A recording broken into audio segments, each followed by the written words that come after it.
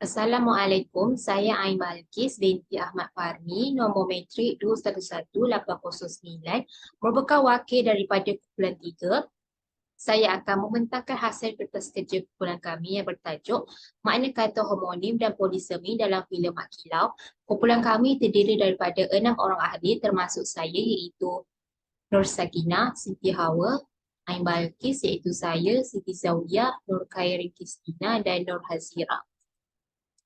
Pengenalan bagi kertas kerja ini ialah bidang semantik merupakan kajian ilmu berkaitan aspek makna di bawah bidang linguistik dan merupakan sebahagian daripada tata bahasa yang berfokus kepada struktur sesuatu bahasa seperti morfologi, fonetik dan fonologi serta sintaksis. Semantik juga merujuk kepada kajian tentang makna perkataan dan penambahan makna sesuatu kata. Bidang ini menganalisis aspek makna bahasa berdasarkan teori semantik. Bidang ini turut memberi tumpuan kepada hubungan antara makna, misalnya perkataan, frasa, simbol dan sebagainya dengan apa yang dipercayai atau dimaksudkan. Kajian ini akan membincangkan dan mengupas secara mendalam tentang beberapa aspek yang berada di bawah bidang kajian semantik iaitu aspek makna homonim dan polisemi dalam filem Mak Kilau. Filem ini berlatar belakangkan tahun 1892 iaitu apabila pihak British telah menduduki dan menguasai negeri Pahang. Sebagai rakyat tempatan, Mak Kilau menyedari perbuatan British yang menguasai hasil bumi negeri Pahang dan telah menyusun strategi untuk menentang pihak British di Pahang. Objektif kajian yang pertama ialah mengenal pasti semantik leksikal dari aspek homonim berdasarkan filem Mak Kilau. Yang kedua, menganalisis semantik leksikal dari aspek polisemi berdasarkan filem Mak Kilau. Kaedah kajian, kami menggunakan kaedah kualitatif iaitu dengan menganalisis dokumen yang berbentuk filem, menganalisis semantik leksikal dari aspek homonim dan polisemi, iaitu proses menganalisis dokumen berbentuk filem ini bertujuan bagi memenuhi objektif kajian iaitu mengenal pasti dan menganalisis semantik leksikal dari aspek homonim dan polisemi berdasarkan dialog yang digunakan dalam filem Mak Kilau. Data korpus yang berbentuk dialog digunakan untuk membolehkan pekaji menganalisis semantik leksikal dari aspek homonim dan polisemi. Proses pengutipan data dalam filem Mak Kilau dilakukan melalui beberapa langkah iaitu memahami dan menilai babak-babak yang mengandungi maklumat yang relevan. Kemudian, kaji akan mencatatkan data leksikal serta dialog yang ditulis sebelum mengelaskan kata atau frasa tersebut berdasarkan aspek homonim dan polisemi. Petasan kajian ini berfokuskan pada analisis semantik leksikal dari aspek homonim dan polisemi yang terdapat dalam filem Mak Kilau. Analisis yang dijalankan adalah berdasarkan dialog yang disampaikan oleh watak-watak yang terdapat dalam filem tersebut. Kajian ini menggunakan kaedah kualitatif untuk menganalisis data berdasarkan dalam filem Mak Kilau.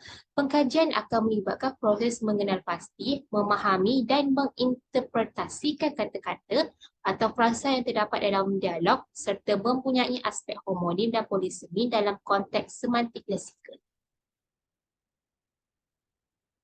Seterusnya, definisi konsep bagi semantik leksikal. Semantik leksikal merupakan kajian tentang makna dan meliputi makna, referensi, denotasi, konotasi, analisis ekstensif dan intensif, analisis komponensial, makna dan pemakaian, sinonim, antonim, homonim dan hiponim. Semantik leksikal juga dikenali sebagai leksikosemantik termasuk dalam kajian tentang bagaimana perkataan menyusun maknanya, cara ia bertindak dalam tata bahasa dan komposisi. Definisi konsep bagi homonim. Kata homonim berasal dari Yunani iaitu homos atau oma yang bermaksud nama. Menurut Kamus Dewan edisi keempat, homonim bermaksud perkataan yang sama bunyi atau ejaannya dengan perkataan lain tetapi berbeza maknanya. Homonim juga bermaksud kata yang bunyinya sama tetapi mempunyai erti yang berlainan. Definisi konsep bagi polisemi. Menurut Cha A. pula, beliau mengatakan bahawa polisemi lazim didefinisikan sebagai satuan bahasa, terutamanya bahasa dan ada juga frasa yang memiliki makna lebih dari satu. Polisemi ialah bentuk yang memiliki makna ganda yang bertalian. Bagi sorotan kajian pula, Yang pertama ialah polisemi kata hubung dengan dalam novel salinan karya A. Samad Said, satu analisis dari sudut teori relevan hasil kajian Hamid pada tahun 2014. Kajian ini bertujuan untuk menguraikan fungsi kata hubung dalam ayat berlandaskan teori relevan. Dalam kajian ini, pekaji hanya membincangkan satu jenis kata tugas sahaja iaitu kata hubung.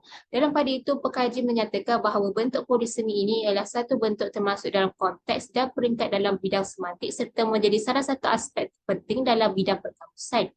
Yang kedua ialah kata kerja dan hubungan leksika dalam iklan produk kecantikan wanita, hasil kajian Zahid pada 2019.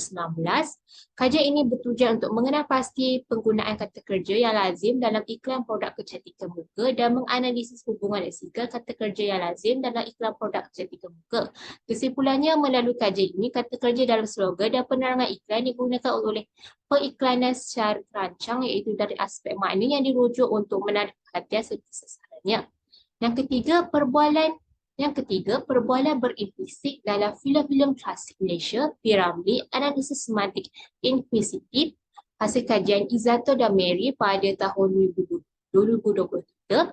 Kajian ini bertujuan untuk mengenal pasti ujaran berimplisit dalam karya filem piramid dan menganalisis pemikiran dan keintelektualan masyarakat Melayu dalam filem tersebut. Hasil kajian mendapati bahawa filem-filem piramid mengandungi unsur-unsur pemikiran dan keintelektualan masyarakat Melayu yang terselah daripada ujaran berimplisit tersebut. Bagi seterusnya, kita akan teruskan pada dapatan kajian, iaitu mengenal pasti makna kata homonim berdasarkan filem Mat Kilau. Antara perkataan yang mengandungi konsep homonim dalam filem Mat Kilau, salah satunya ialah sedang. Ayat yang pertama, sedangkan kematian itu pasti. Ayat yang kedua, abang, saya sedang sarap mengandung ini. Menunjukkan makna homonim pada perkataan sedang. Makna sedang bagi kedua-dua ayat tersebut membawa maksud yang sama iaitu tengah melakukan sesuatu lagi. Namun begitu, perkataan sedang juga boleh memberikan makna yang lain mengikut konteks ayat, iaitu ayat yang pertama, baju ini sedang untuk saya. Ayat yang kedua, pendapatannya sedang sahaja. Maksud perkataan sedang untuk ayat di atas membawa maksud sederhana, tidak besar dan tidak kecil. Contoh yang kedua bagi aspek homonim pula ialah jurang. Ayat yang pertama ialah tiada jurang dalam pertempuran kami. Perkataan jurang juga membawa maksud perbezaan yang memisahkan sesuatu dengan sesuatu yang lain dalam masyarakat. Bagi ayat kedua, hati-hati ada jurang di hadapan yang bermaksud lembah yang dalam atau lurang. Perkataan jurang juga boleh membawa maksud yang lain untuk konteks ayat tersebut. Di sini bahawa perkataan jurang tersebut boleh memberi dua makna yang berbeza tetapi bunyi dan ejaan yang serupa. Seterusnya, menganalisis semantik leksika dari aspek polisemi berdasarkan filem Mat Kilau, iaitu perkataan baik. Perkataan baik membawa maksud iaitu berfaedah, elok, mulia, akrab dan pulih atau sembuh. Perkataan baik mendukung konsep polisemi. Perkataan baik ini dituturkan dalam filem Mat Kilau tersebut telah membawa maksud berfaedah iaitu dapat memberikan suatu kebaikan kepada orang lain atau diri sendiri. Sebagai contoh, kenapa Haji Sulong ada berita yang tak baik pada minit yang ke-11. Seterusnya iaitu perkataan muda yang mengandungi makna polisemi yang membawa maksud masih remaja, belum masak, warna, dan pangkat atau kedudukan. Dalam dialog tersebut, perkataan muda yang digunakan bererti usia seseorang yang masih remaja dan masih muda. Sebagai contoh, pada minit yang ke-23, terdapat dialog, Mat Kilau masih terlalu muda untuk diberi tanggungjawab sebesar ini. Kesimpulannya, makna dalam aspek homonim dan polisemi ini penting untuk diketahui umum agar mesej, ibrah, teladan dan maklumat yang ini disampaikan itu dapat dipahami dengan jelas oleh masyarakat. Apabila wujud pemaknaan yang jelas dan tidak menimbulkan ketaksaan, masyarakat dapat memahami dan menakul apa yang hendak disampaikan. Sekian, itu sahaja dari kumpulan kami. Terima kasih.